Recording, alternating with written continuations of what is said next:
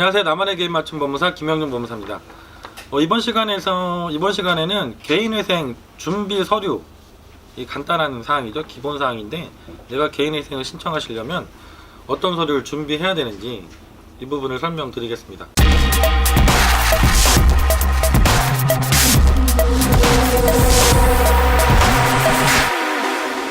개인회생을 준비하시면서 당연히 제일 처음에 이제 맞닥뜨리는 부분이 서류입니다. 서류.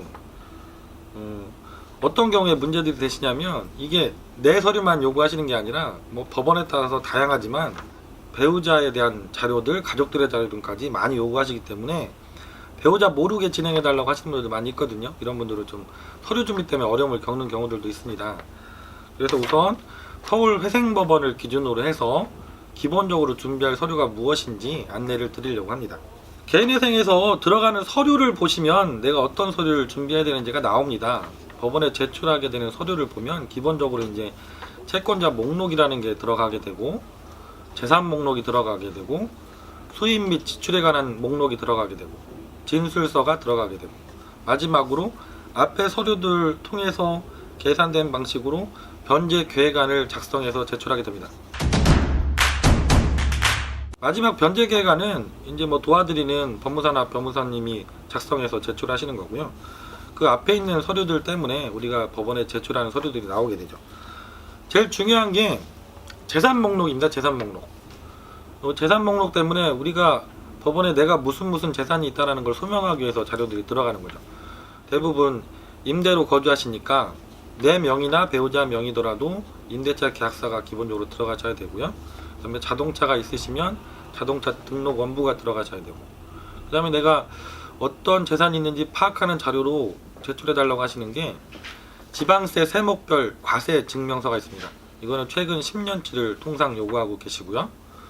그 다음에 지적전산 자료 조회라는 자료가 있습니다. 이게 구청에 지적과에 가시면 내가 대한민국에 어떤 부동산을 소유하고 있는지 이 현황이 다 한 장에 나오는 서류거든요.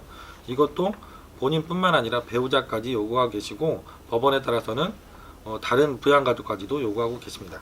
그리고 또 이제 대부분의 분들이 이게 문제되는 게 이제 보험입니다. 보험.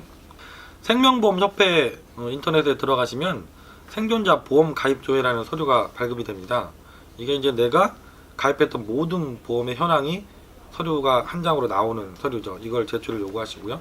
거기에 기재되어 있는 모든 보험에 대해서 각 보험사에 해지 환급금 예상 증명을 또 제출하라고 하십니다. 이렇게 서류상으로 보신 것처럼 내가 부동산이 있는지, 자동차가 있는지, 보험이 있는지, 있다면 환급금이 얼마나 되는지, 이런 것들을 산정하기 위해서 요구하시는 서류들입니다. 그리고 그 다음에 중요한 것이 소득 관련 부분이죠. 개인회생이라는 게 내가 얼마의 소득이 있고 부양가족이 몇 명이어서 내가 생계비를 제하면 얼마를 변제하게 되는지 계산해서 변제 계획안을 짜게 되어 있기 때문에 소득 관련해서 증명하는 서류가 중요합니다. 뭐 직장인이라면 서류가 상대적으로 간단하죠. 직장에서 재직증명서 발급해 주시면 되고, 전년도 근로소득 원천징수 영수증이 발급이 되시는 분은 원천징수 영수증을 발급해 주시면 됩니다. 이게 발급이 안 되시는 근무 시작한 지 몇 개월이 안 되신 분이라면 근무 시작일로부터 매달 급여 명세서, 그리고 이제 통장에 급여가 입금된 내역을 확인할 수 있는 급여 입금 통장 최근 1년치를 발급해 주시면 되고요. 그 다음에 1년 이상 근무하셔서 퇴직금이 있으신 분은 예상 퇴직금 확인서, 이것까지 발급을 해주시면 됩니다. 그리고 이제 조금 서류가 복잡해지는 분이 급여 소득자가 아니라 개인 사업을 하시는 분들이죠. 개인 사업을 하시는 분들은 사실 법원에서 어떤 문제점이 있냐면, 개인 사업을 하시는 분들은 소득 신고를 100% 다 하지 않는다라고 기본적으로 생각을 하시는 것 같아요. 그래서 기본적으로 세무서에서 발급 가능한 서류 이외에도 요구하시는 경우들이 간간히 많이 있습니다. 기본적으로 요구되는 건 이제 뭐 내가 사업자니까 사업자 등록증 복사해 주시면 되고요. 종합소득 때 신고하셨던 신고서를 제출해 주시면 되고, 소득금액 증명원, 이거를 세무서에서 발급해 주시면 되고요. 카드 매출 전표, 발행금액 등 직계표라는 서류도 있고, 매출처, 매입처별 세금계산서 합계표라는 서류도 있습니다. 그리고 이제 만약에 이런 자료들이 준비가 되지 않는 간이한 사업자라고 하면 좀 간단하게 편하게 하실 수 있는 방법은 내가 소득 진술서라고 해서 법원에 양식이 있습니다. 매달 어느 정도 평균 수입이 있습니다라고 진술서를 작성하시면 되고, 이 진술에 대해서 보증인 두 분을 세우셔서 그분들한테 보증인 확인서를 받으시고 신분증을 복사하셔서 첨부해 주시면 그것도 소득 증명 자료로 받아주고 계십니다. 이렇게 사료를 개인사업자가 제출했는데 법원에서 조금 더 구체적인 자료를 보고 싶다 하시면 최근 1년간 매입 매출 현황표를 작성해서 내달라고 하십니다.